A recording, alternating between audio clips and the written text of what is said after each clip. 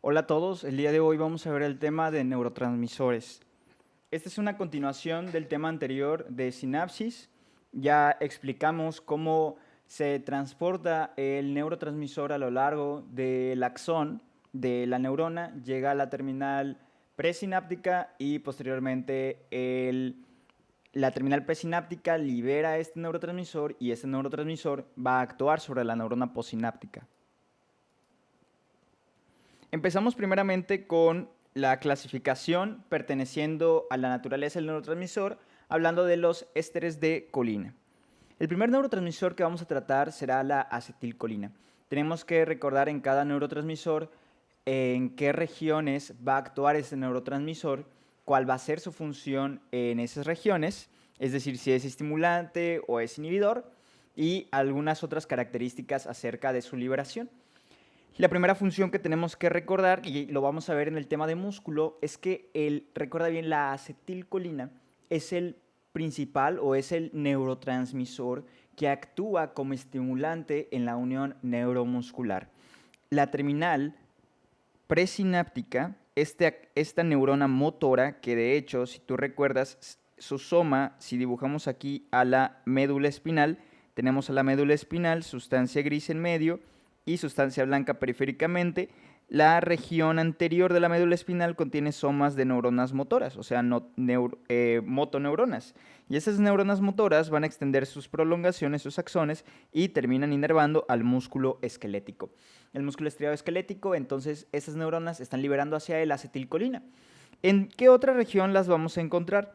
Vamos a hablar también de que las vamos a encontrar a lo largo del sistema nervioso autónomo, ¿de acuerdo? Aquí quiero hacer un énfasis bien importante. Tenemos que recordar que si nosotros dividimos al sistema nervioso en una clasificación funcional, podemos encontrar, de hecho aquí está el sistema nervioso central, en una clasificación funcional podemos distinguir primeramente a el sistema nervioso somático, que es la división que yo puedo controlar, que yo puedo percibir. En este caso, pues la inervación hacia el músculo esquelético es algo que yo puedo hacer.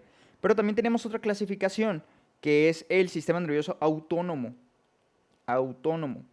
El sistema nervioso autónomo está conformado por estas dos divisiones, que son el sistema nervioso simpático y el sistema nervioso parasimpático. Ambos yo no los puedo controlar, pero están haciendo que se regule mi organismo de una manera muy especial. El sistema nervioso simpático es mi sistema de lucha y huida y el parasimpático es mi sistema de estar tranquilo.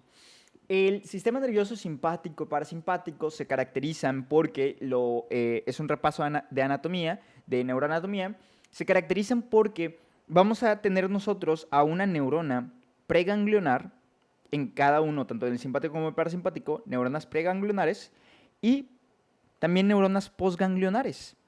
¿Cuál es la división?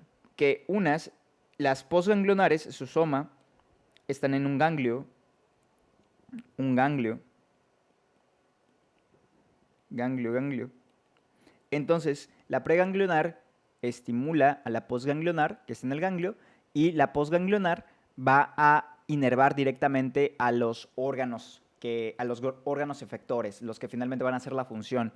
¿A qué quiero llegar con esto? Si tú recuerdas, por ejemplo, parte del sistema nervioso simpático es activar a las, por ejemplo, glándulas sudoríparas, porque en tu sistema de lucha y huida vas a tener mucho sudor, ¿de acuerdo?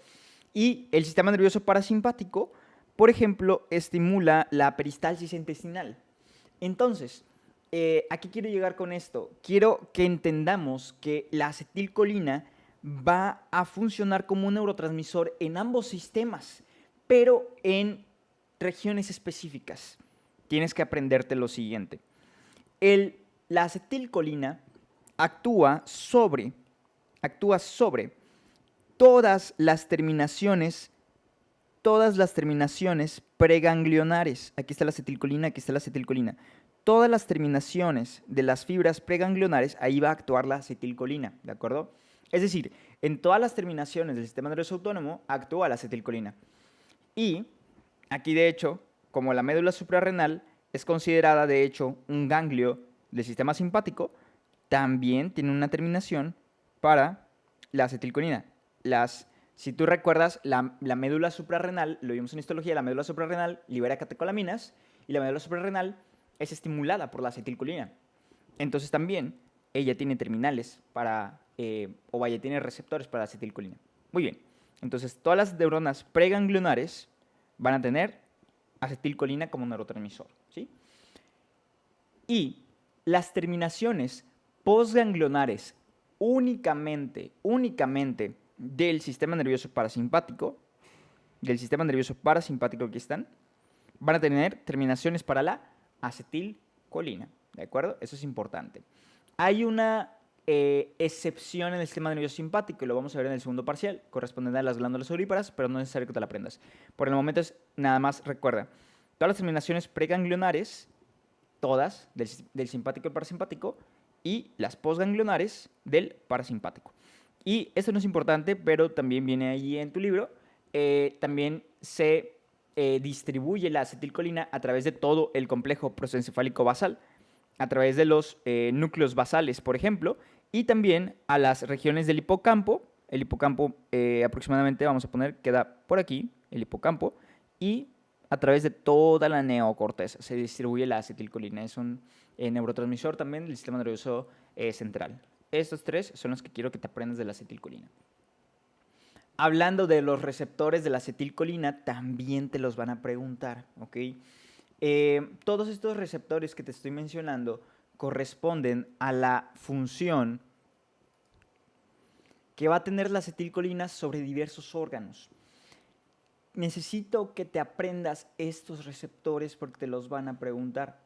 ¿Qué tenemos que saber de los receptores? Es decir, en los órganos donde ya vimos que va a actuar la acetilcolina, en esos órganos, ¿qué receptores, qué tipo de receptores tienen para la acetilcolina? ¿De acuerdo? Entonces, vamos a empezar primero con el primer órgano que corresponde al músculo esquelético. El músculo esquelético tiene receptores. Bueno, nada más déjame comento. Estos que están marcados con NN, con N nada más, son receptores nicotínicos. Así se les llama, son receptores nicotínicos. Y estos se caracterizan porque son receptores, déjame comentarte, son receptores ionotrópicos. ¿A qué me refiero con nicotínicos? Es el nombre del receptor de la acetilcolina, simplemente. Pero cuando yo hablo de ionotrópicos, me refiero a qué acción tienen. Como lo vimos en el tema de receptores, los receptores ionotrópicos son aquellos que al unirse una molécula, un estimulador, un neurotransmisor o una hormona, estos son a la vez canales y permiten el paso de iones, ¿ok? En cambio, los otros receptores que te voy a poner acá son receptores muscarínicos. Estos receptores muscarínicos son el nombre, así se le llaman, receptores muscarínicos, pero estos son receptores metabotrópicos. ¿A qué se refiere con metabotrópicos? A que ese receptor, el receptor, está asociado con un segundo mensajero, ¿de acuerdo? Una proteína G, en este caso. Entonces, recuerda la clasificación de ionotrópicos y metabotrópicos, lo vimos de hecho en el anterior, en el tema de sinapsis, lo comentamos, ¿sí? Nicotínicos y muscarínicos son el nombre tal cual de los receptores de acetilcolina. Entonces, vamos a empezar primeramente con la clasificación de los receptores nicotínicos. Los receptores nicotínicos los podemos dividir en dos. Existen unos receptores que se conocen como receptores M1, M, NM o también N1, ¿ok? NM o N1. Estos receptores nicotínicos son los receptores que encuentras en el músculo esquelético. Es decir, cuando la acetilcolina viene sobre el músculo esquelético, que te van a preguntar qué receptor tiene este músculo esquelético. Tienen receptores de tipo nicotínicos M o nicotínicos 1, ¿ok? ¿Cuál es la acción? Permite la entrada de sodio a la célula y permite la salida de potasio de la célula. Intracelularmente permite que entre sodio y permite que salga potasio, ¿ok? Continuamos. ¿Y esto qué es lo que va a causar? Posteriormente, entonces, pues a la célula le va a causar, a la célula muscular, la va a despolarizar, por lo tanto. Siguiente, los receptores nicotínicos de tipo N o de tipo 2. Estos son los que se localizan en los ganglios neurovegetativos. Cuando hablo de ganglios neurovegetativos, me refiero a los ganglios del sistema nervioso simpático y del sistema nervioso parasimpático. Entonces, estos ganglios que te había mencionado, en donde están los somas de las neuronas postganglionares, acuérdate que las neuronas postganglionares pues tienen un soma y de ahí van a desprender un axón, ¿ok? Pero estas neuronas postganglionares, su receptor, son receptores nicotínicos, aquí los marca con N, ¿ok? Son receptores de tipo N, ¿ok? Te van a preguntar, ¿qué tipo de receptor hay en la médula suprarrenal? Para la acetilcolina, es receptor nicotínico, ¿ok? ¿Qué tipo de receptor hay en los ganglios? En los ganglios de las neuronas postganglionares, nicotínicos, ¿ok? Y aquí está marcado con N. Bien, este es la misma función, permite la entrada de sodio para causar una despolarización y la salida de potasio. Muy bien, ahora pasamos a los receptores muscarínicos, ¿sí? Todos estos receptores muscarínicos se refieren a la acción de las neuronas postganglionares, se refieren a la acción de las neuronas del sistema nervioso autónomo, ¿de acuerdo? Vamos a ver, primeramente, el receptor muscarínico de tipo 1. El receptor muscarínico de tipo 1, el M1, lo encontramos en el sistema nervioso central, ¿de acuerdo? A lo largo de, ¿dónde? Lo habíamos comentado, a lo largo del complejo prosencefálico basal, hipocampo y neocorteza. Considero que no es muy importante porque no es de este parcial por el momento. Nos vamos a enfocar más en el M2 y en el M3, pero como quiera te lo comento. M1, actuando sobre el sistema nervioso central. Ahora bien, quiero que veas qué acción tiene. Este receptor, si te das cuenta, genera un aumento del fosfatidil inositol trifosfato y del diacilglicerol, causando un aumento del calcio intracelular, ¿ok? Causa un aumento. Esto quiere decir que este receptor, ¿a qué tipo de proteína G está asociado? Este receptor está asociado a una proteína G alfa de tipo Q, ¿ok? Posteriormente, ¿qué es lo que va a causar un aumento de calcio en la célula? ¿El potencial hacia dónde se va a ir? Se va a ir hacia lo positivo. La célula se va a despolarizar, ¿de acuerdo? Quiero que nos pasemos ahora al M3, ¿ok? Ahorita te voy a explicar por qué. El M3 es un receptor que localizamos, este sí te lo tienes que aprender bien, en las glándulas y en el músculo liso. Va a causar el mismo efecto, aumento de calcio intracelular, por lo tanto va a despolarizar a la célula. ¿Por qué es importante esto? Porque las glándulas y el músculo liso, anótalo bien allí en tus notitas. Las glándulas son las glándulas, por ejemplo, que están a lo largo de todo el tubo digestivo, ¿ok? Y el músculo liso es también a lo largo del tubo digestivo. Es decir, el receptor M3 se localiza a lo largo de todo el tubo digestivo, en las glándulas y en el músculo liso, para favorecer la peristalsis, para favorecer la digestión. ¿En qué otro lugar tenemos un músculo liso que está asociado con el receptor M3? Cualquier glándula o cualquier músculo liso que intervenga en el sistema nervioso parasimpático, ¿de acuerdo? Por ejemplo, cuando estamos tranquilos, ¿qué es lo que pasa con nuestro ojo? Nuestro ojo, con el músculo esfínter del iris, hace esto. Se contrae el músculo esfínter. ¿Por qué? Porque no estamos en preparación. Es decir, estamos tranquilos, no necesitamos que entre tanta luz.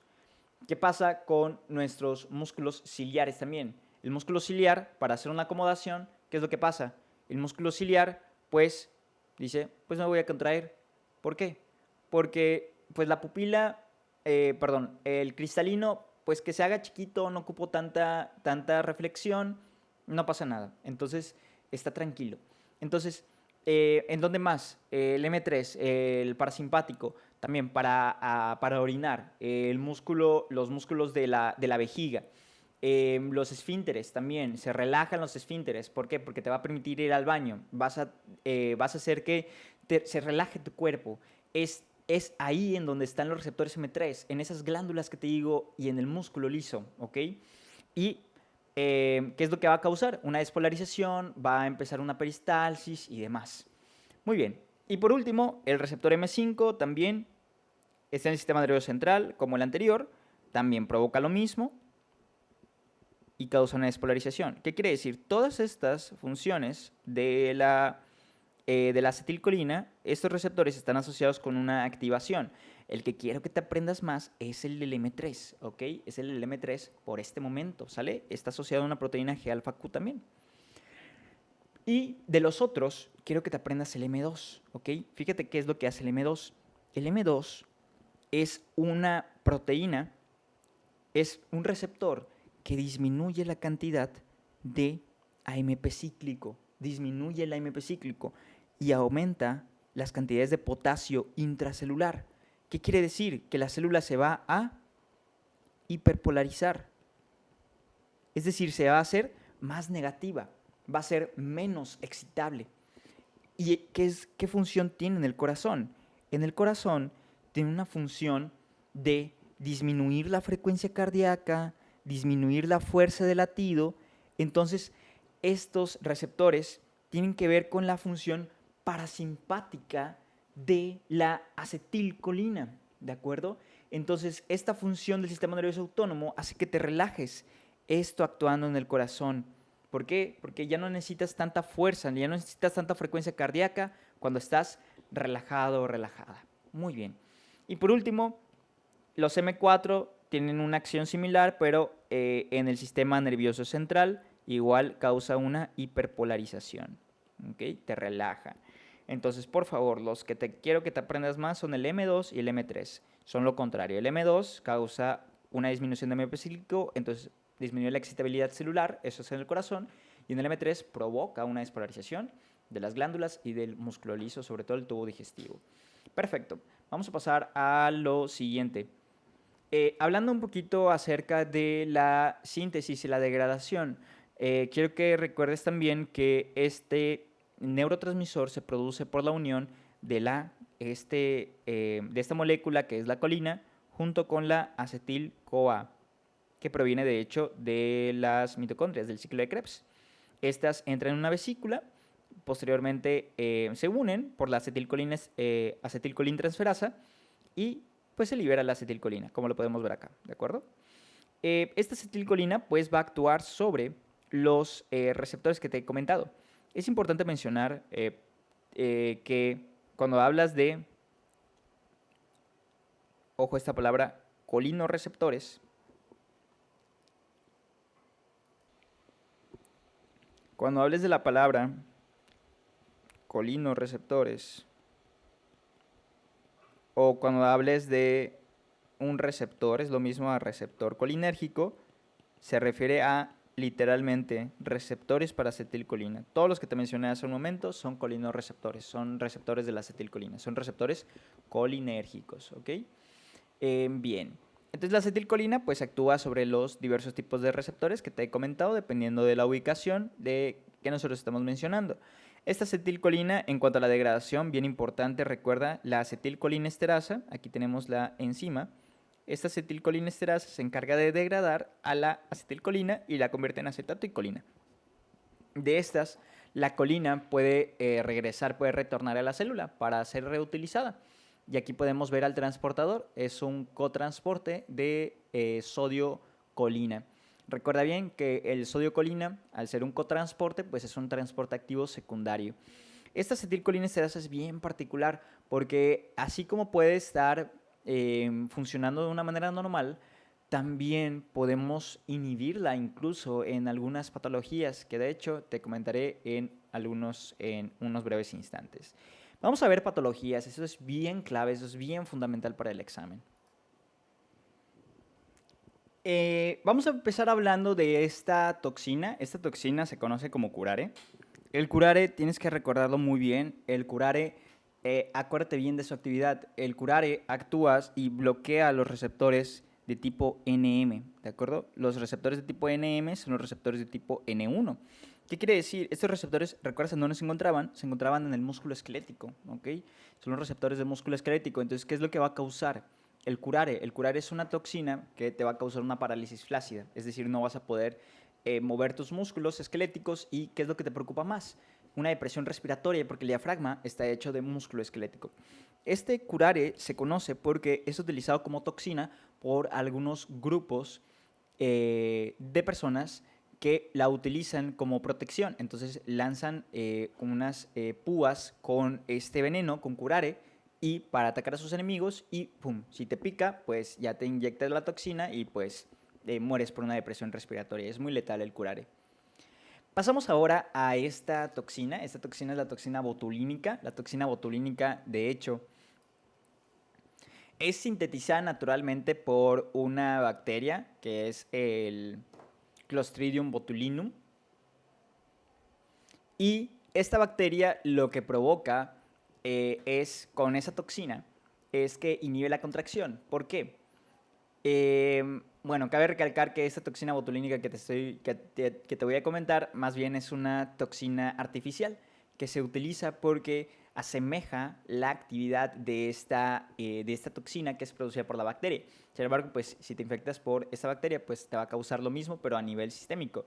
No, esta toxina botulínica que te estoy comentando se utiliza en farmacología, en derma, para, pues, de manera estética. ¿Qué es lo que hace la toxina botulínica? La toxina botulínica impide la liberación de acetilcolina, ¿ok? ¿Por qué impide la liberación de la acetilcolina? Vamos a recordar aquí tantito.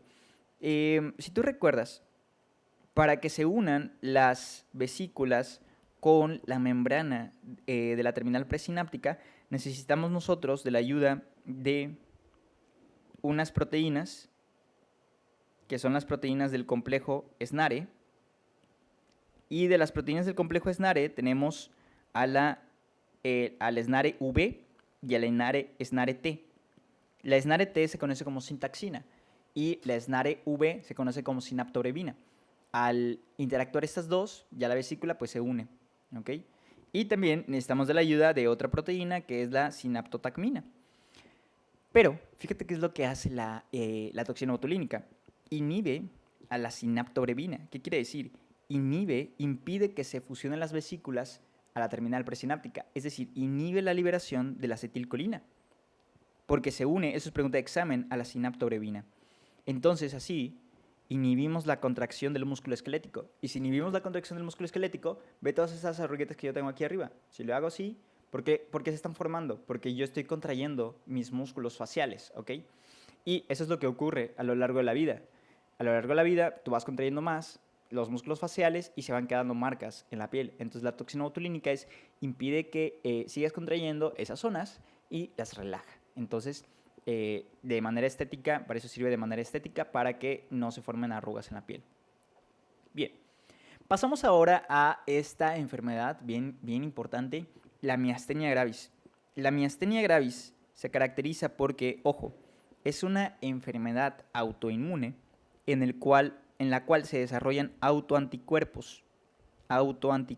Y esos autoanticuerpos van y bloquean al receptor de acetilcolina del músculo esquelético. Imaginemos, aquí está el receptor y vienen los autoanticuerpos y boom, lo bloquean, ¿ok? Bloquean los receptores de acetilcolina. Entonces, esta enfermedad va progresando. ¿Y qué es lo que va causando? Ah, y recuerda bien, ¿a qué receptores bloquea? Pues a los receptores NM, porque son los del músculo esquelético. ¿Qué es lo que hace la miastenia gravis? La miastenia gravis provoca la sintomatología clásica en donde vas a encontrar a una paciente que tiene ptosis palpebral, es decir, se le cae el párpado. ¿Qué otra cosa? Presenta diplopia, empieza a ver doble. ¿Por qué? Porque mira el párpado, cómo está. Y aparte de eso, los músculos extraoculares tienen músculo esquelético. Entonces empieza a ver doble, empieza a tener problemas con la visión, con el movimiento de los ojos también. Y por último, presenta una debilidad generalizada. Entonces, esto es lo que provoca la miastenia gravis, porque bloquea al receptor de acetilcolina en el músculo esquelético. ¿Qué es lo que nosotros tenemos que hacer como tratamiento? Nosotros como tratamiento utilizamos a los inhibidores de la acetilcolinesterasa. Ejemplo de inhibidores de la acetilcolinesterasa son la neostigmina, y vamos a ponerle aquí uno más porque lo han llegado a preguntar, el edrofonio, ¿ok? Estos, ¿qué hacen? Si tú recuerdas, existe una enzima aquí en la terminal que se llama acetilcolinesterasa. Esta acetilcolinesterasa, de la acetilcolina que se está liberando, ¿ok? Le empieza a degradar. Entonces, ¿qué es lo que hacen los inhibidores? Los inhibidores de la acetilcolinesterasa bloquean a la acetilcolinesterasa. Entonces, ¿qué pasa con la acetilcolina? La acetilcolina que fue liberada, la acetilcolina que es liberada, pregunta de examen, tiene más tiempo ahí en la terminal presináptica, tiene más tiempo, perdón, más bien en la hendidura, tiene más tiempo ahí en esta región y puede ir con receptores que estén vacíos, porque no todos están bloqueados por los anticuerpos, sino que hay algunos que quedan. Entonces, tiene más tiempo para ir a buscar ahí en donde hay algún solo, ¿ok? Entonces, sin la acetilcolinesterasa que se los esté comiendo. Entonces, llega con un receptor que esté solito y pues ya estimula el músculo esquelético, ¿ok? Entonces, pregunta de examen. La miastenia gravis es una enfermedad autoinmunitaria en el cual se producen autoanticuerpos que bloquean el receptor NM, provocan esta debilidad generalizada por el músculo esquelético, pero como tratamiento utilizamos inhibidores de la acetilcolinesterasa, como la neostigmina y el hidrofonio, los cuales inhiben a la acetilcolinesterasa y le dan más tiempo a la acetilcolina para buscar a receptores vacíos. Es como si jugaras tú el juego de las sillas, en donde pones música o quitas la música y tú vas buscando ahí sillas vacías. Entonces, es como que les dejes más sillas vacías o les des más tiempo a la acetilcolinesterasa, a la acetilcolina, perdón. Muy bien, vamos con unas preguntitas. Trata de responderlas por ti mismo, ponle pausa al video. Yo sé que vienen marcadas, pero no necesariamente tienen que estar bien. Ok, vamos a ver. Femenina de 24 años, tiene miastenia gravis y acude para un estudio electromiográfico. Se le pide a la paciente que suspenda todo medicamento 24 horas antes. En el estudio se le coloca un electrodo de estimulación en el nervio y uno de registro en el músculo. Al estimular repetidamente el nervio, la respuesta muscular esperada de acuerdo al diagnóstico es, vamos a dibujarlo. Aquí en este caso lo que te está diciendo es que se le está colocando un electrodo de estimulación aquí en el nervio, ¿sí? Y vas a estar estimulando el nervio. Esta estimulación va a causar que se esté liberando acetilcolina, ¿de acuerdo? Y aquí te dicen, tenemos un electrodo de registro, un electrodo para que valore la actividad del músculo esquelético. En un paciente normal, si tú estimulas el músculo esquelético, pues ¿qué va a pasar con el músculo esquelético? Pues se va a estimular también. Pero en un paciente con miastenia gravis, aun cuando tú estés estimulando al músculo esquelético, ¿qué es lo que va a hacer? Recordamos que en la miastenia gravis el músculo esquelético está bloqueado por anticuerpos, los receptores están bloqueados por anticuerpos. Entonces, ¿qué es lo que presenta la paciente? La paciente presenta una disminución de la respuesta contráctil. El problema está aquí, el nervio está totalmente bien, el problema está en la respuesta muscular esperada. La respuesta muscular es disminuida. En la misma paciente se coloca un electrodo de estimulación en el músculo y a 5 centímetros de este. En caso de este paciente, ¿qué es lo que vamos a encontrar? Aquí es, ahora, quitamos, voy a borrar acá, quitamos a este electrodo y vamos a colocar ahora este electrodo de estimulación en el mismo músculo. Un electrodo de estimulación en el mismo músculo. Entonces aquí vamos a estimular directamente al músculo con este electrodo, con cargas eléctricas, vamos a causar despolarizaciones en el músculo y vamos a tener un registro aquí en el mismo músculo, a unos, te dice, 5 centímetros de este. ¿Qué es lo que va a causar? Aquí la respuesta esperada va a estar normal. ¿Por qué? Porque aquí estás estimulando directamente al músculo, no estás haciendo el intermediario con los receptores. Entonces, como estimulas directamente el músculo está normal en cuanto a su capacidad contráctil, pero lo que le falla es que la estimulación por los neurotransmisores tiene un problema, ¿okay? Porque están bloqueados sus receptores. Pero si tú lo estimulas directamente, así, con cargas eléctricas, va a responder de una manera normal, entonces una contracción normal. El tratamiento de este paciente debe incluir inhibidores, lo comentábamos, los inhibidores de la acetilcolinesterasa. Bien. Pasamos ahora a la siguiente molécula, que es la atropina. La atropina es un medicamento que nosotros utilizamos, se conoce como es un parasimpático lítico. ¿Qué quiere decir? Que inhibe la actividad lítico, rompe la actividad del sistema parasimpático, por eso se conoce como un fármaco perteneciente a la clasificación de parasimpaticolíticos. La atropina lo que hace es inhibir a los receptores M. ¿Cuáles eran las principales características de los receptores M? Los que quiero que te aprendes bien son los M2 y los M3. Los M2, ¿qué es lo que causaban? Los M2 causaban una disminución de la frecuencia cardíaca, una disminución de la fuerza contráctil. Entonces, si tú los inhibes, ¿qué es lo que vas a causar por ende? Si tú los inhibes, tú vas a causar un aumento de la frecuencia cardíaca. ¿Ok? Y si tú inhibes a los receptores M3, ¿a qué favorecían? Favorecían a la digestión, favorecían a la secreción de las glándulas del tubo digestivo.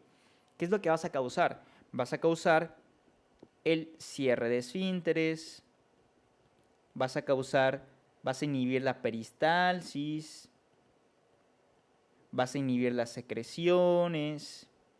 En tu ojo, ¿qué íbamos a decir? En vez de que se cierren tus ojitos, vas a causar una miosis, es decir, vas a provocar que la pupila se dilate, ¿ok? Entonces, todas estas de aquí es como si tú dijeras, estás aumentando al simpático, estás provocando una respuesta contraria al parasimpático. ¿Por qué? Porque estás rompiendo al parasimpático. Entonces estás generando una respuesta como la del simpático. Y es que la atropina, por ejemplo, también la podemos utilizar nosotros en pacientes que tengan una alteración de la frecuencia cardíaca. Se está cayendo en un paro cardiorrespiratorio, le podemos dar atropina para que en un paro cardiorrespiratorio pues disminuye la frecuencia cardíaca. Le ponemos atropina y aumenta la frecuencia cardíaca del paciente. Entonces, para eso sirve la atropina. Recuerda bien, eso sí es pregunta de examen, lo han preguntado. La atropina inhibe a los receptores muscarínicos, a los receptores M de acetilcolina, a todos. Pero para acuérdate de la función del M2 y el M3. Bien, la unión de la acetilcolina a los receptores M1 produce un aumento del calcio intracelular. Lo comentamos hace rato. Esto es debido a que actúa en proteínas de tipo G, alfa Q. Muy bien. El efecto de la acetilcolina por su unión a receptores M1 se bloquean con, la acabamos de ver, los M1 se van a bloquear con atropina. ¿Ok? La atropina bloquea los receptores de tipo M, todos los receptores muscarínicos. Bien, vamos a hablar también de esta intoxicación, es importante remarcarla. La intoxicación por insecticidas y organofosforados. Literalmente, son insecticidas, los insecticidas que se utilizan, por ejemplo, para el tratamiento de plagas en cualquier sitio. Puede ser plagas en tu casa cuando van a fumigar, o insecticidas sobre todo en las plantas, en los alimentos, que las personas que trabajan en el campo utilizan muchos insecticidas y demás. Son insecticidas y organofosforados. Una intoxicación por estas sustancias, por ejemplo, no lo sé, agarras el Raid, ya ves, el Raid, Casa y Jardín y todos estos, te dicen que son amigables con el ambiente. Sin embargo, pues, ¿qué pasa si tú agarras un bote de Raid o el H24 y te lo echas todo hacia la boca? Pues te vas a intoxicar porque tiene estos compuestos. ¿Qué es lo que hacen los organofosforados? Inhiben la acetilcolinesterasa. Y si inhibes la acetilcolinesterasa, al tú inhibir la acetilcolinesterasa, entonces, ¿a quién va a aumentar? Aumenta la acetilcolina, ¿ok? Entonces vas a tener mucha acetilcolina en tu cuerpo. Y a esto se le llama síndrome colinérgico. Es un paciente que va a tener... permíteme tantito nada más una corrección. Aquí yo te dije que provocaba miosis, pero aquí es inhibe la miosis. Discúlpame, se me fue el concepto. Aquí es midriasis, ¿sale? Es midriasis. Cuando tu pupila se hace grande es midriasis. Cuando se hace chiquita, como O, se dice miosis. Muy bien. Entonces, aquí el síndrome colinérgico se caracteriza porque el paciente va a tener mucha actividad de la acetilcolina. Entonces, ¿cuál dijimos que eran la principal actividad de la acetilcolina? Por ejemplo, en el ojito va a causar que se haga chico tu pupila y se haga chico tu cristalino. Entonces vas a tener así tu ojo así chiquitito, tu pupila así chiquitita. ¿Qué otra cosa va a causar la acetilcolina? Porque tienes mucha en tu cuerpo. Va a causar una actividad brusca del sistema nervioso entérico, es decir, tu tubo digestivo. Va a empezar el paciente con mucha diarrea. También va a deprimir tu corazón, porque ¿qué hace la acetilcolina? Disminuye la frecuencia cardíaca, entonces vas a tener una bradicardia. Y aparte de eso, cursas con una dificultad respiratoria, ¿de acuerdo? Entonces, todos estos son características del sistema nervioso parasimpático, aquí lo estamos viendo, los receptores de la acetilcolina también, en qué otros sitios van a estar. La acetilcolina va a causar este síndrome colinérgico. ¿Qué es lo que tenemos que dar a estos pacientes con un síndrome colinérgico? De una vez te lo comento, pues si se está inhibiendo la acetilcolinesterasa, nosotros le tenemos que dar no acetilcolinesterasa porque no nos serviría, pero tendríamos que atacar directamente a los receptores para que no me causen esta actividad. Entonces lo que se le da a estas personas es la atropina. A estas personas se le da atropina para romper el síndrome colinérgico, ¿de acuerdo? Que es lo que vimos hace un momento. Ok, masculino de 14 años es llevado a urgencias por sus padres por haber sido picado por una araña que identifican como viuda negra.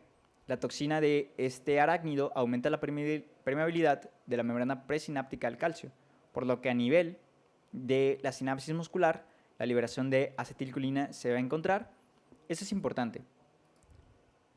Porque mira, aquí te están dando otro dato de teoría y te dice que la toxina de la viuda negra aumenta la permeabilidad de la membrana presináptica al calcio. ¿Qué quiere decir? Que si yo tengo aquí la membrana presináptica, aquí tengo la neurona posináptica, el canal de calcio asociado a voltaje es el que permite la entrada de calcio, pero la toxina de la viuda negra permite que entre más calcio, más calcio, ¿ok? Entonces, ¿qué va a pasar con la liberación de los neurotransmisores? Los neurotransmisores pues, se van a liberar en mayor cantidad, ¿ok? Entonces, la liberación de la acetilcolina está aumentada, ¿ok? Una opción para estos pacientes es administrar, te está diciendo, administrar calcio, ¿ok? Esta la dieron por buena, sin embargo, ¿por qué? Porque aquí la B, inhibidores de la acetilcolinesterasa, pues necesitas más bien acetilcolinesterasa para degradar la acetilcolina. La acetilcolinetransferasa tampoco sería bueno porque como quiera vas a seguir teniendo acetilcolina. Y aparte de eso, no quieres producir más acetilcolina. Aquí lo importante es calcio. El calcio porque el calcio es muy probablemente porque te va a servir para saturar en algún punto a estas moléculas y ya impedir finalmente que siga pasando calcio. Entonces, esa es la que dieron por buena en ese examen, fue hace muchos años. Considero que únicamente esta porción de arriba es la que tenías que tomar en cuenta. Muy bien, vamos a pasar al siguiente apartado, corresponde a las aminas biogénicas. Dentro de las aminas biogénicas nosotros encontramos a las catecolaminas. Las catecolaminas son tres, son la dopamina, la noradrenalina y la adrenalina. Estas podemos ver aquí cómo hay una secuencia para la formación de estos neurotransmisores que también la adrenalina, en este caso, tiene una actividad de hormona. Las catecolaminas son estos neurotransmisores que en secuencia se van formando y dependiendo de si el tejido tiene las enzimas necesarias para producirlas, pues puede terminar toda la secuencia. Es el caso, por ejemplo, de la médula suprarrenal. La médula suprarrenal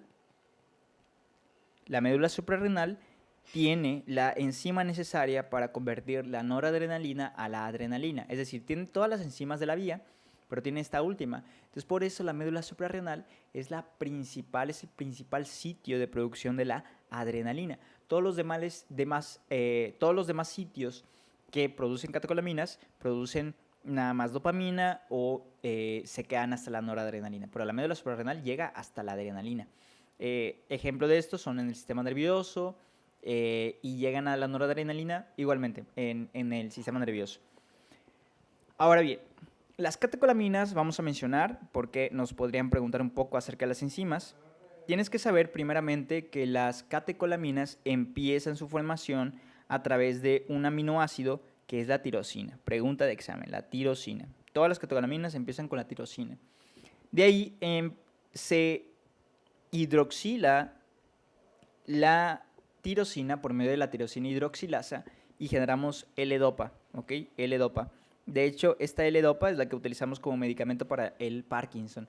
Pero, bien, la L-dopa pasa a ser descarboxilada y generamos dopamina. A partir de la L-dopa generamos la dopamina. Las neuronas dopaminérgicas producen la dopamina y esta dopamina, al ser degradada, puede ser degradada por los siguientes compuestos. Podemos encontrar nosotros a las siguientes enzimas. La MAO, que es la monoaminoxidasa, ojo que estas enzimas son para todas. La COMT, que es la catecol metiltransferasa,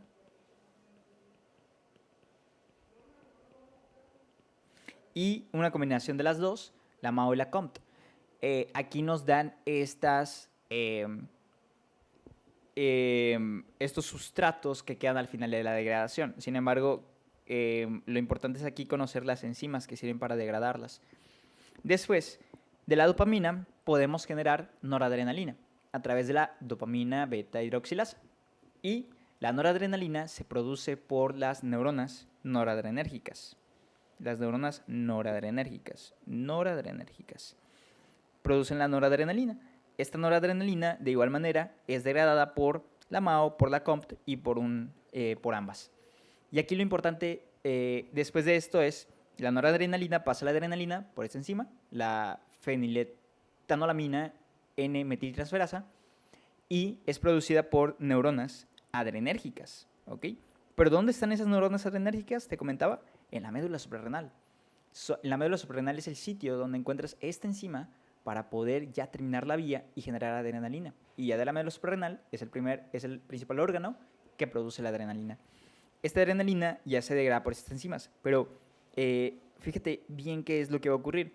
Aquí, la adrenalina, al ser degradada por la MAO y la COMT, genera esta sustancia que la podemos medir en orina. Este es el ácido vanilil mandélico. Ácido vanil mandélico. Así es su nombre completo, pero mejor apréndetelo de esta manera. Ácido vanil mandélico. Este ácido nosotros lo podemos medir en orina. Entonces, para saber cómo está la actividad de las catecolaminas, cómo está la producción de las catecolaminas. De hecho, lo podemos también, se genera por la degradación de la noradrenalina. ¿Ok? Muy bien. También te pueden preguntar por la metanefrina. Perfecto. Estos dos son claves. Te pueden preguntar cómo sé o cuál es el producto de degradación final de las catecolaminas, el ácido vanil mandélico y la metanefrina. Muy bien, vamos a ver algunas características, los sitios de producción de cada uno de estos neurotransmisores. Empezamos primero con la noradrenalina. La noradrenalina, primero que nada, tiene como receptor a los órganos efectores en donde actúan las terminales postganglionares simpáticas. ¿A qué me refiero con esto?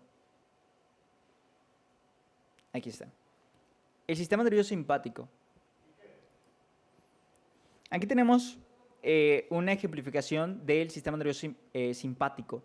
El sistema nervioso simpático, comentábamos que es también de hecho llamado el sistema toracolumbar, es la división toracolumbar de nuestro sistema nervioso autónomo, yéndose desde T1 hasta la zona lumbar. Y este sistema simpático, ¿qué es lo que va a promover? Es un sistema de lucha y huida. Entonces, ¿qué es lo que hace? Dilata las pupilas, inhibe la salivación, es decir, tu saliva se vuelve como más espesa, mejora la respiración, aumenta la frecuencia cardíaca, inhibe el tubo digestivo, inhibe la contracción de la vejiga, etc. El sistema nervioso simpático, las neuronas postganglionares, ¿okay? Las neuronas postganglionares de este sistema simpático liberan noradrenalina hacia estos órganos efectores, hacia el músculo de la pupila, hacia las glándulas salivales, hacia el músculo de los bronquios, etc. Y promueve diversas actividades para activar a ese sistema nervioso simpático, los efectos finales del sistema nervioso simpático. Entonces, las neuronas postganglionares del sistema nervioso simpático liberan noradrenalina. ¿Qué otro órgano produce noradrenalina? Pues la médula suprarrenal. La médula suprarrenal produce noradrenalina, sin embargo, comentábamos que lo principal que produce la médula suprarrenal es la adrenalina. Y aquí lo pongo. Produce noradrenalina y produce también adrenalina. Pero lo principal que produce es adrenalina. Acuérdate nada más, es norepinefrina también se le llama, y adrenalina es epinefrina. Bien, por último, el sistema nervioso central, aquí podemos ver por dónde se distribuye la norepinefrina o la noradrenalina. Luego lo vas a ver, de hecho, en el segundo parcial lo vamos a comentar ligeramente y también te va a servir para psiquiatría. Se produce en el sistema nervioso central a nivel del locus ceruleus y de ahí se desplaza la noradrenalina a lo largo de los núcleos vulvares y protuberenciales y por toda esta vía neocorteza y cerebelo también llega. Y también hacia la médula espinal. Muy bien. Ok, en cuanto ahora a los receptores de acetilcolina, perdón, de norepinefrina, te lo van a preguntar. La norepinefrina, recuerda bien lo siguiente. Aquí está, no se pasó los símbolos, pero yo aquí te los voy a escribir.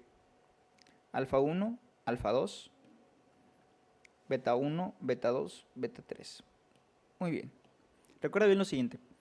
La norepinefrina tiene una mayor afinidad por los receptores alfa 1 y alfa 2. ¿Okay? La norepinefrina o la noradrenalina tiene una mayor actividad sobre los alfa 1 y alfa 2. También puede actuar sobre estos, pero tiene una mayor afinidad por alfa 1 y alfa 2. ¿En dónde están los alfa 1 y alfa 2? Los receptores, todos estos son receptores, recuerda bien,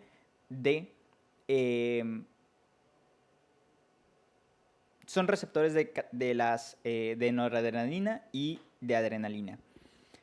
Los receptores alfa 1 se localizan en el músculo liso vascular. ¿Ok? ¿Y qué es lo que hacen los receptores alfa 1? Los receptores alfa 1, como están asociados a una proteína GQ y aumentan la cantidad de estos solutos, aumentan la cantidad de calcio. Entonces, ¿qué es lo que pasa en el músculo liso vascular si tú aumentas el calcio? Si nosotros recordamos la disposición del músculo liso, el vaso sanguíneo está así y el músculo liso alrededor del vaso sanguíneo, sobre todo las arteriolas, está así de manera circular. Entonces, si tú aumentas el calcio, vas a causar que haya una contracción del músculo liso. Y como está acomodado de esta manera, ¿qué es lo que va a hacer? Va a hacer esto, se va a contraer, ¿ok? Entonces, ¿qué es lo que va a causar? Va a causar un aumento de la resistencia vascular, es decir, va a causar un aumento de la presión arterial, ¿ok? Entonces contrae al músculo liso los receptores alfa 1 y provocan un aumento de la resistencia. Esto es parte del sistema nervioso simpático, lo vamos a ver en cambios de hemodinamia cuando veamos cuarto parcial, pero eso ayuda a que la sangre fluya de una manera más rápida por tu cuerpo y que llegue de una manera rápida también hacia el corazón. Los receptores alfa 2 se encuentran en el sistema nervioso central, islotes de Langerhans y también en las terminales nerviosas. En las terminales nerviosas me refiero a las terminales postganglionares, como habíamos comentado anteriormente, parte del sistema nervioso simpático. ¿Okay? Estas están asociadas a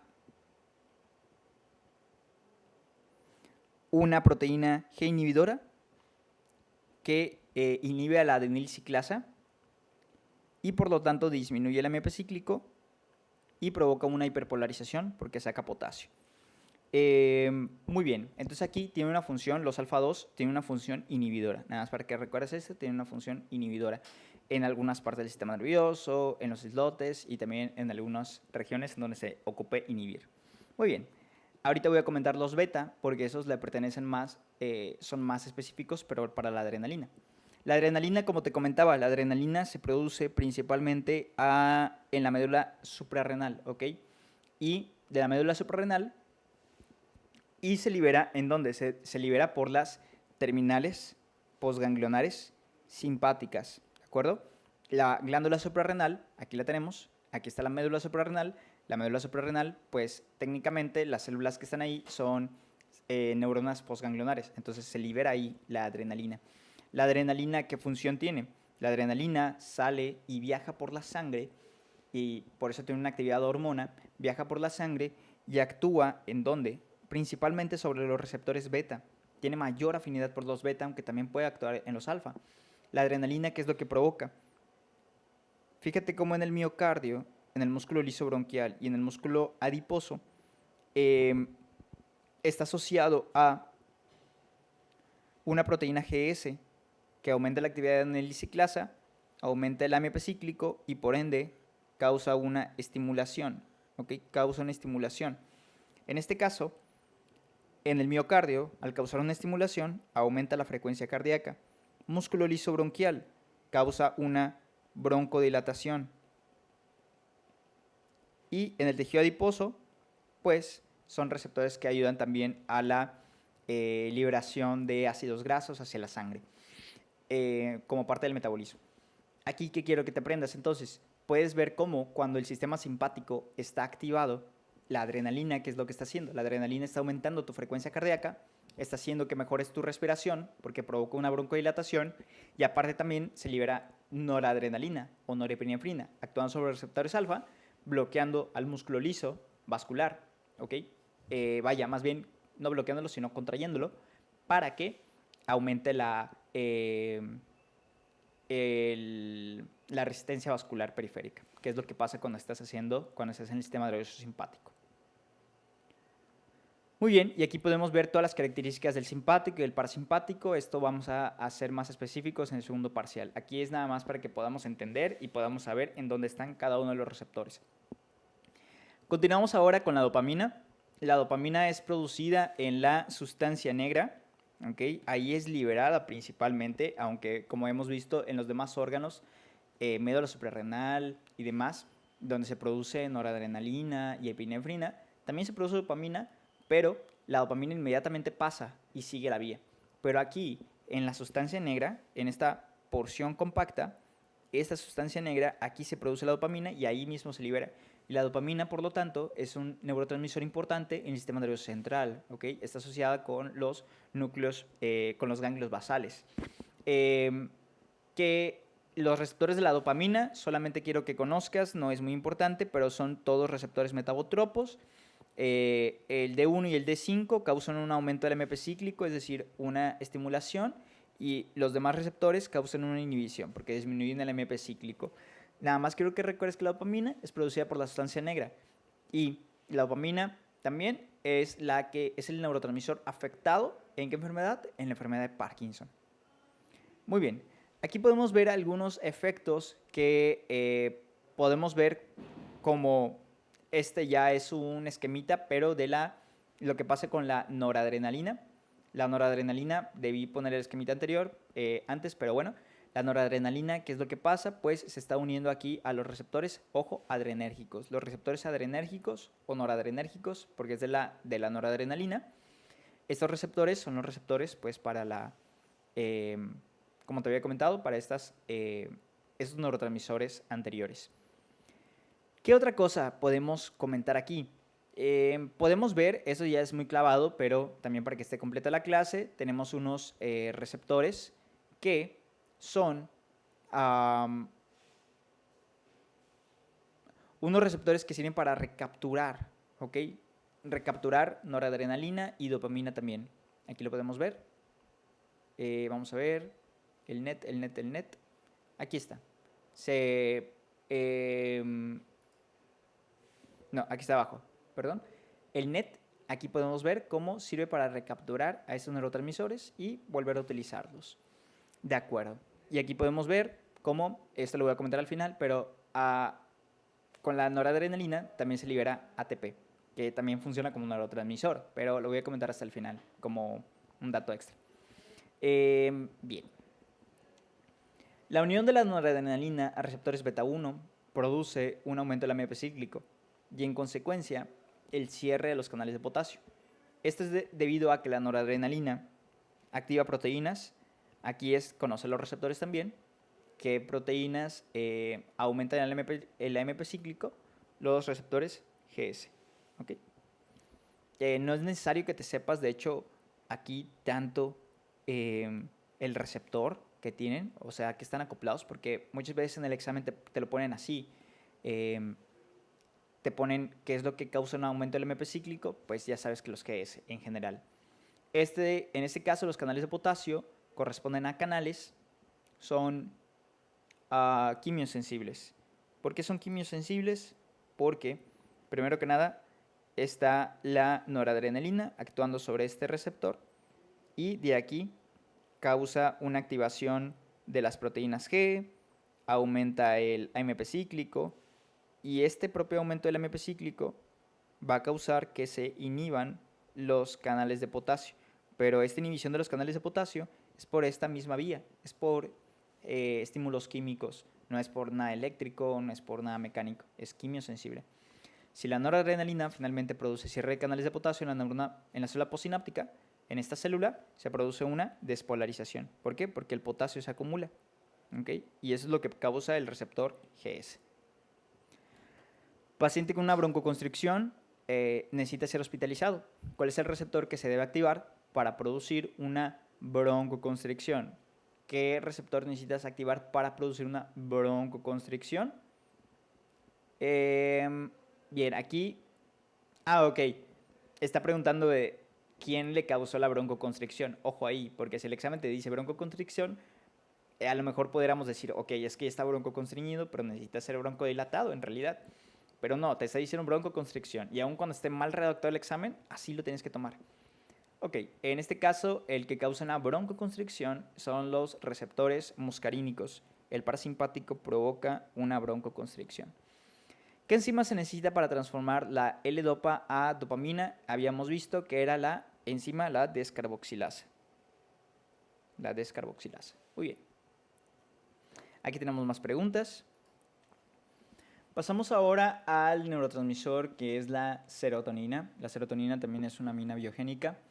La serotonina es producida ¿en dónde? Es producida en los núcleos del RAFE, que están aquí en el sistema nervioso central, asociado al tronco encefálico. Es producida también en las plaquetas y también a lo largo del tubo digestivo. Fíjate cómo la serotonina, recuerda que se produce a partir del triptófano. Y después de eso, pues ya generamos serotonina. También eso es importante. Lo vamos a ver en segundo parcial también, pero para que te lo aprendas de una vez. La serotonina es utilizada por la glándula pineal para producir melatonina. O sea, la melatonina se produce a partir de la serotonina. Bien, es lo único que tenemos que saber. Los receptores es un poquito clavadito, pero quiero que te aprendas algunos nada más. El principal es el receptor 5-HT3. Este receptor se localiza en el aparato digestivo y en el apostrema del sistema nervioso, aquí en el bulbo raquídeo, para estimular el vómito, ¿ok? Para el reflejo del vómito. Entonces, con un aumento de la serotonina, vas a causar que tengas náuseas.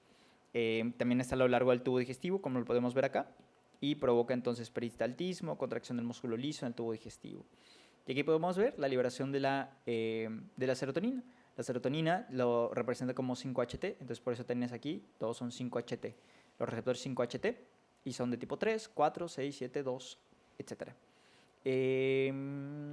Bien. Las neuronas que lo liberan son neuronas serotoninérgicas. El siguiente neurotransmisor, que también es una amina biogénica, es la histamina. La histamina se produce a partir de la histidina descarboxilasa y esta histamina se produce tanto a lo largo del sistema nervioso como periféricamente se produce por las por los mastocitos, ¿ok? Entonces, esta histamina, los mastocitos que producen esta histamina, ¿qué es? ¿En dónde están los receptores? ¿O cuál es la actividad de la histamina? La histamina ya la habíamos comentado porque actúa sobre el endotelio principalmente y causa una vasodilatación. ¿Okay? Aquí lo podemos ver. Los receptores H1 causan una vasodilatación y también causan una secreción por parte de los bronquios, de las glándulas mucosas.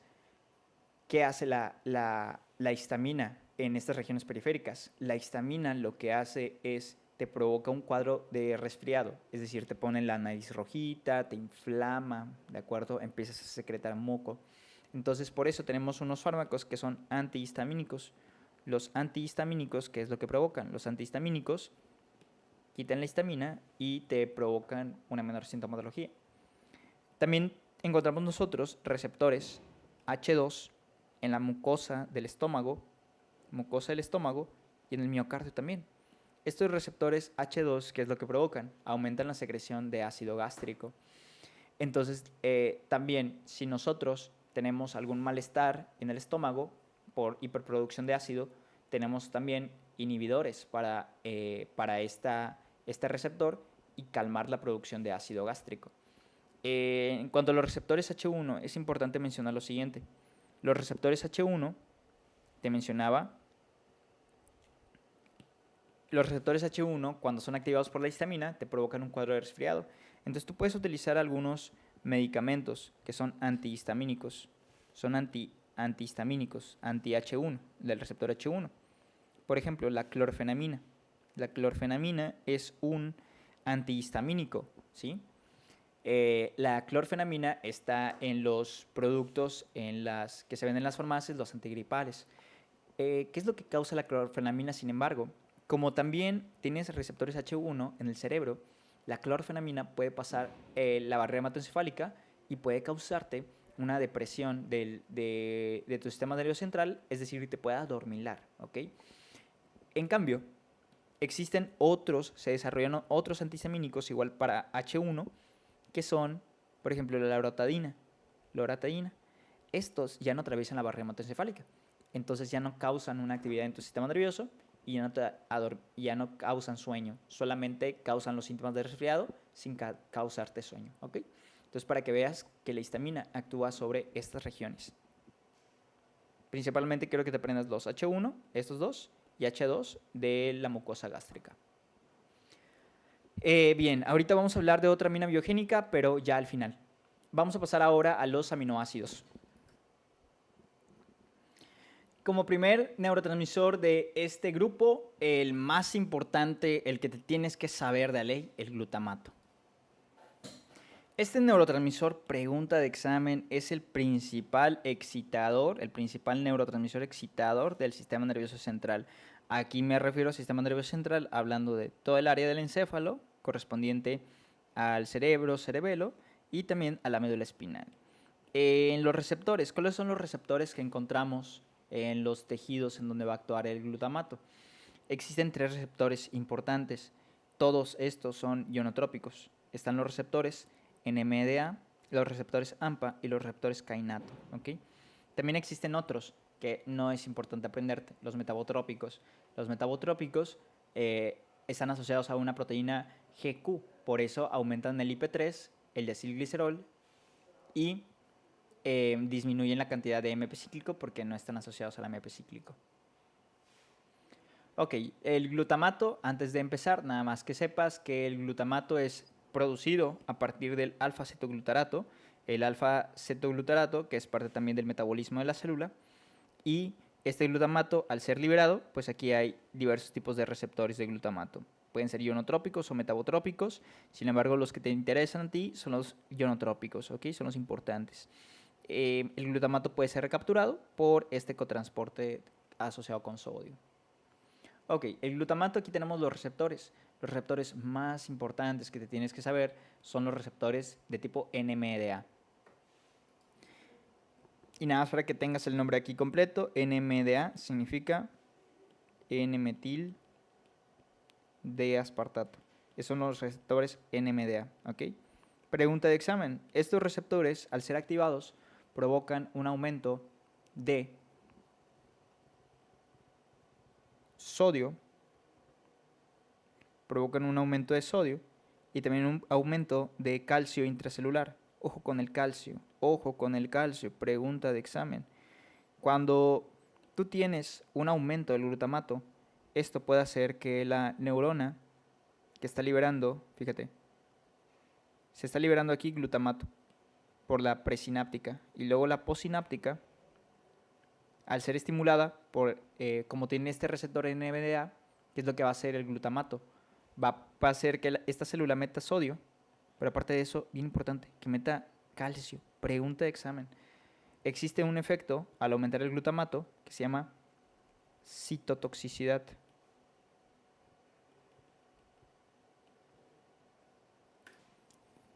¿Por quién? Por glutamato. Porque causa un aumento del calcio intracelular y este calcio es tóxico en grandes cantidades en las neuronas. Entonces, esto es pregunta de examen. ¿Cuál te puede causar un aumento del calcio intracelular y una muerte neuronal por lo mismo? El glutamato en exceso causa que haya un aumento de calcio intracelular en exceso. Muy bien, también están los ororeceptores. Estos, nada más para que sepas que también son receptores de glutamato, los receptores AMPA y los receptores kainato. Muy bien, todos son ionotrópicos, son los que tienes que saber. Este NMDA es el que te van a preguntar, muy, muy importante. ¿Cuál de los siguientes neurotransmisores activa los receptores NMDA? Pues ya vimos el glutamato. Ok, esto te lo dejo también como repasito. Ahorita te doy las respuestas correctas. Bien, aquí están las respuestas correctas. Vamos a continuar. Pasamos ahora a este neurotransmisor, es el GABA. Pregunta de examen. El GABA es el inhibidor principal del encéfalo, sobre todo a nivel de del cerebelo y de las vías, pues vaya, GABAérgicas que provienen del cerebelo. Regula de esta manera también el tono muscular. ¿Okay? ¿Qué significa GABA? El GABA es el ácido gamma aminobutírico. Aminobutírico. También llamado gamma aminobutirato. Ok, aquí te pongo al cerebelo, nada más para que recuerdes que en el cerebelo, en esta corteza cerebelosa, existen las neuronas de Purkinje, las células de Purkinje, y estas son las encargadas de la producción principalmente del GABA. El GABA podemos ver cómo se produce a partir, de hecho, del glutamato, ¿ok? ¿Y qué es lo que va a causar? El GABA es el principal inhibidor, ¿ok? ¿Qué tenemos que saber del GABA? Pregunta de examen. Que existen los principales receptores del GABA son los receptores GABA-A, ¿ok? Estos son los que más te importan. Y estos receptores GABA-A son receptores ionotrópicos y provocan un aumento del cloro en la célula, ¿ok? Abren canales de cloro, son canales de cloro y provoca que el cloro, como es mayor afuera y menor adentro, provoca que entre cloro. ¿Y cómo va a quedar la célula? La célula va a quedar hiperpolarizada, o sea, va a quedar menos excitable, ¿de acuerdo? Entonces, de esta manera actúa el GABA. Esta es pregunta de examen. Los otros receptores son receptores GABA-B, no son muy importantes, pero también estos no son receptores ionotrópicos, sino que son metabotrópicos porque están acoplados a una proteína G0 y provoca que salga potasio de la célula. Entonces la célula se queda más negativa.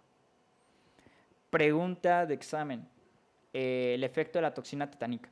Aquí tenemos a un pacientito que tiene, se está dibujando con clínica por el tétanos. El tétanos provoca unas contracciones, unos espasmos musculares muy fuertes. ¿Qué es lo que provoca aquí específicamente la toxina tetánica? La toxina tetánica a nivel de la terminal nerviosa provoca la inhibición de la sinaptobrevina. La sinaptobrevina, aquí lo podemos ver de hecho, más bien no aquí en esta región, disculpe, sino aquí en la neurona que produce GABA, ¿ok? Esta neurona que produce GABA está siendo inhibida por el tétanos. El tétanos, como tal, lo que provoca el tétanos em, es una proteína que se llama tetanoespasmina. Es esta toxina. La toxina tetánica es la tetanoespasmina. La tetanoespasmina inhibe la sinaptobrevina. Y habíamos comentado que la sinaptobrevina sirve para que las vesículas puedan fusionarse con la membrana y se liberen. ¿Okay? Entonces, esta sinaptobrevina, al impedir la liberación del neurotransmisor, ¿qué está impidiendo que se libere? Se está impidiendo que se libere GABA. Entonces, el GABA es un inhibidor, inhibe el tono muscular, pero aquí, como el tono muscular no está inhibido, ¿qué pasa? Hay una contracción sostenida, ¿ok? Entonces, ¿qué es lo que provoca en los pacientes con tétanos? Una parálisis espástica. Esto es bien importante. Aquí podemos ver a un paciente que, como no está siendo inhibido por el GABA, tiene un tono muscular aumentado, sobre todo en la espalda, se está arqueando, y aparte de eso podemos ver algo clásico que se conoce como risa sardónica en los pacientes con ya tétanos muy avanzados, en donde hay una contracción de los músculos faciales también. Muy bien, entonces recuerda bien que la tetanospasmina inhibe la sinaptobrevina. Podemos ver aquí también el efecto, puse también esta correlación, también te lo pueden preguntar, las benzodiazepinas, los barbitúricos y el alcohol, ¿qué es lo que provocan? Son relajantes. ¿Por qué?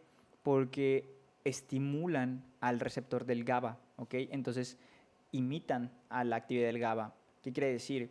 Imitan esta actividad inhibidora en el sistema nervioso central y también sobre el músculo. Al unirse, provocan un aumento del cloro, imitan la actividad del GABA, entonces hacen que las neuronas queden inhibidas. Entonces, ¿qué es lo que provoca aquí estos fármacos? Provocan somnolencia, provocan una relajación muscular, provocan una anestesia también. Entonces, esa es la actividad de estas sustancias. Actúan sobre los receptores GABA.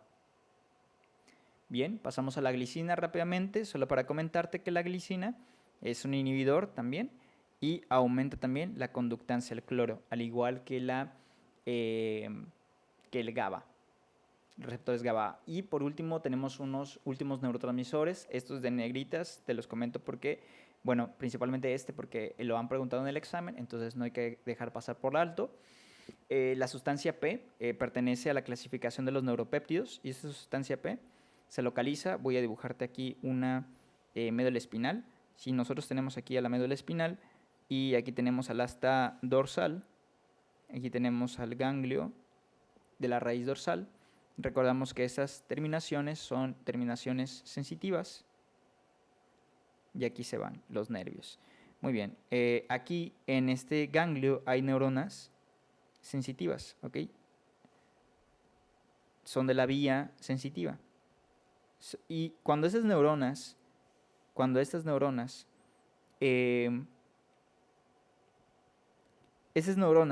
son o producen más bien sustancia P. La sustancia P es el neurotransmisor que sirve para o que funciona en la vía de la transmisión del dolor, ¿de acuerdo? Y también la sustancia P, que es liberada aquí a nivel de la piel, provoca eritema y provoca edema en la piel, ¿ok? Entonces, la sustancia P es un neurotransmisor que participa en la vía del dolor y genera también un dolor, pues vaya, o características clínicas más bien, a nivel local en la piel, ¿de acuerdo? Tenemos también otros neurotransmisores como las encefalinas. Las encefalinas se unen a uniones de opioides, ¿ok? Como un opioide es la morfina, entonces las encefalinas son neurotransmisores naturales de tu cuerpo que se unen a estos receptores de opioides. De hecho, los receptores de opioides son naturalmente por las encefalinas, pero se les llamaron receptores de opioides porque se dieron cuenta que la morfina, los opioides fuertes y opioides débiles se unen a estos receptores, ¿de acuerdo? Entonces, por eso les llamamos receptores de opioides, pero técnicamente debería llamarse receptores de encefalinas. ¿Qué es lo que provocan? Analgesia en el sistema nervioso central y disminuyen también la motilidad intestinal. Es por eso que cuando ves a una persona o en las películas que les inyectan morfina es para calmar el dolor, pero naturalmente en tu cuerpo tú produces encefalinas para calmar el dolor. Podemos ver también al óxido nítrico, estos ya no son muy relevantes, pero que sepas, el óxido nítrico es un inhibidor y es un vasodilatador. Y el ATP, que es una vía biogénica, se libera junto a la noradrenalina normalmente. Bien, por último, cabe recalcar lo siguiente, porque es algo que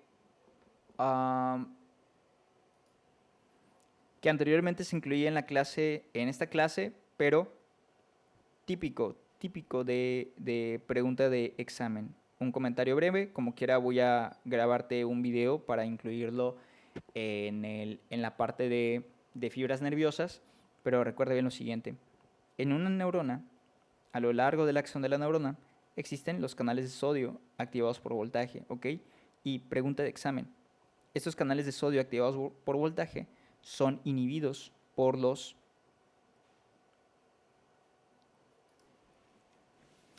anestésicos. ¿Ok? Ejemplo, la lidocaína.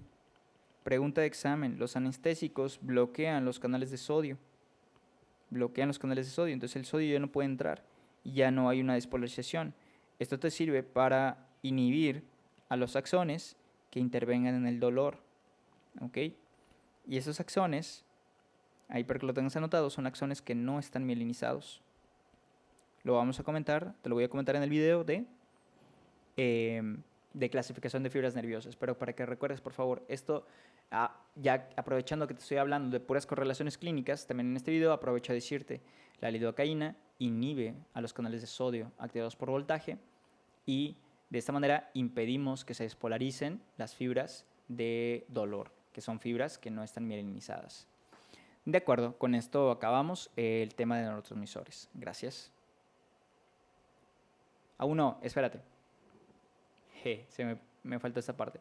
Estos son nada más algunos neurotransmisores, son neuropéptidos, que también son neurotransmisores. No es necesario, también te lo anoto acá, no es necesario que lo sepas, pero para que sepas que también tienen una actividad de neurotransmisor. Ahora sí, muchas gracias. Terminamos el día de hoy.